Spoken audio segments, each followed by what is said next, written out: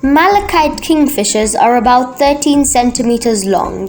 Little bee eaters feed on flying insects, especially bees, wasps, and hornets.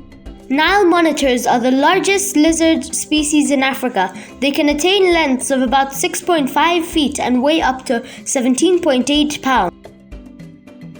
The three-banded plover measures about 7 inches or 18 centimeters in length. It is estimated that tawny eagles can reach the age of 16 years old.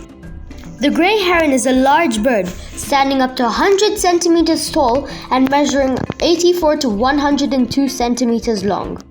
Dung beetles are beetles that feed on feces. Some species of dung beetles can bury dung 250 times their own mass in one night. The marabou stork is one of the largest flying birds and certainly the largest flying stork, with an impressive wingspan of between 7 to 9 feet.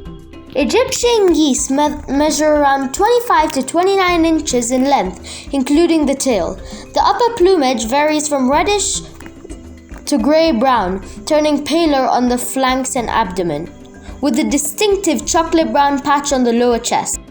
Diamondback terrapins are believed to be the only turtle in the world that can live in brackish water.